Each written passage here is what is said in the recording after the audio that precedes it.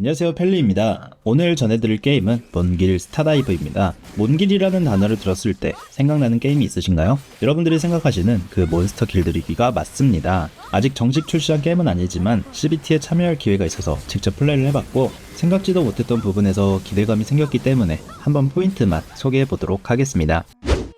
먼저 이 게임을 시작하자마자 가장 인상 깊었던 부분은 연출이었습니다. 제가 최근에 클레르 옵 스키르 33 원정대를 정말 재밌게 플레이했었거든요. 근데 턴제 게임을 좋아하지도 않으면서 33 원정대를 끝까지 재밌게 플레이할 수 있었던 이유가 컷신에서 등장하는 캐릭터들의 몰입도 높은 표정 연기 때문이었습니다. 몬길 스타다이브의 컷신은 진짜 33 원정대 못지않은 캐릭터 연출력을 가지고 있습니다. 솔직히 2D 라이브 게임에서 하나도 기대를 안 했던 부분인데 표정 디테일만큼은 진짜 잘 만들었더라고요. 또 보통의 게임들은 대사가 굉장히 딱딱하고 대화 속도가 답답해서 넘김 버튼을 누르게 되잖아요. 이 게임의 대화는 진짜 하나의 시트콤을 보는 듯 굉장히 유쾌하고 속도감이 있어서 전혀 답답함이 없습니다. 제가 스토리 게임 자체를 좋아하다 보니까 정말 많은 게임들의 스토리 컷신을 봐왔고 또 그만큼 제 기준이 정말 까다롭다고 할 수 있는데 진짜 이 게임은 컷신을 보기 위해서라도 나중에 꼭 플레이를 해야겠다라는 생각이 들 만큼 몬길만의 가장 큰 장점이자 매력 포인트다고 생각했습니다. 반면 아쉬운 부분은 메인 캐스트의 컷신이 워낙 뛰어나다 보니까 서브 캐스트를 할 때는 역체감이 오면서 답답한 느낌이 든다고 해야 될까요? 정식 출시 때는 메인 캐스트의 컷신까지는 아니더라도 어느 정도 연출을 추가해줬으면 하는 생각이 들었습니다. 스토리 게임을 좋아하시는 분들이라면 몬길 스타다이브를 기다려보셔도 좋을 것 같습니다. 전투나 그래픽에 있어서도 완성도가 높았습니다. 저는 처음부터 끝까지 패드로 플레이를 했었는데 패드 플레이 손맛은 굉장히 좋았습니다. 하지만 솔직히 말해서 요즘 쏟아져 나오는 서브컬처 게임들도 이 정도는 기본이죠. 그래서 분명 재밌고 잘 만든 건 맞지만 뭐랄까 그래픽이나 전투 액션에서 몬길만의 색이 느껴지지는 않았습니다. 그래도 캐릭터 모델링만큼은 기본적으로 예쁘기도 하고 10년도 더 된 몬스터 길들이기에 추억 캐릭터를 고퀄리티로 볼 수 있다는 만족감도 충분했습니다. 제 기억으로는 서큐버스도 있었던 것 같은데 어떤 모습으로 나올지 기대가 되는 부분이네요.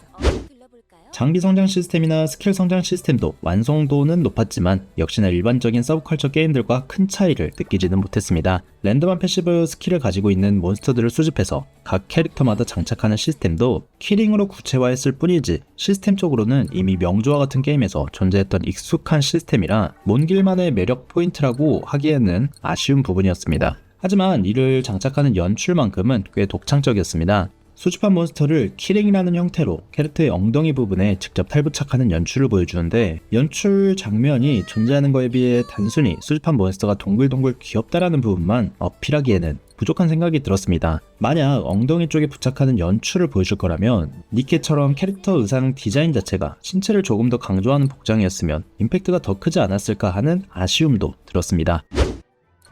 마지막으로 이 게임은 오픈월드가 아니라 선형구조로 되어 있습니다. 개인적으로 오픈월드를 선호하는 편이지만 또 선형구조의 장점도 있기 때문에 취향에 따라 호불호는 있을 것 같습니다. 저는 선형구조로 가볍게 즐기기에는 좋았지만 오픈월드보다는 플레이의 깊이가 떨어지는 느낌도 분명 존재했습니다. 조만간 오픈월드의 퀄리티가 높은 서브컬처 게임들이 여러 출시할 예정인데 몬길 스타다이브가 그 사이에서 경쟁력을 갖추기 위해서는 조금 더 독창적인 부분이 필요하지 않을까 하는 아쉬운 생각이 들었습니다. 그래도 다른 게임들과 유사한 시스템이어서 그러지 완성도는 이미 충분했고 제가 플레이해봤던 게임들 중에서 진짜 스토리 표현력과 몰입력은 상위권이거든요. 그래서 이 부분을 더 집중해서 발전시킨다면 스토리 게임으로도 인기가 많지 않을까 하는 생각이 들었습니다. 수집형인 만큼 다양한 캐릭터의 스토리를 준비하는 것도 좋은 방향성일 것 같습니다.